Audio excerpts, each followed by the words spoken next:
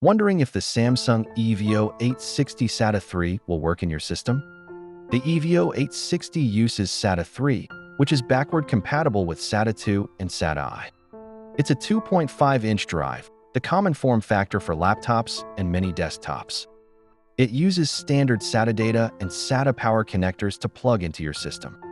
If your case lacks a 2.5-inch bay, a simple adapter or mounting bracket solves fitment.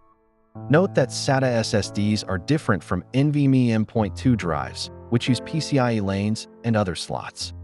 After connecting, boot into BIOS or UEFI to confirm the drive is detected by the system. Set the SATA controller to AHCI mode for best SSD performance and trim support. Windows, Mac OS, and Linux all support SATA SSDs. You can format, partition, or clone your drive. You can clone your existing drive or perform a fresh OS install onto the EVO 860. Common gotchas include old SATA controllers, damaged cables, or only M.2 NVMe ports on small laptops. Bottom line, if you have a SATA power connector and a SATA data port, the EVO 860 will almost certainly work.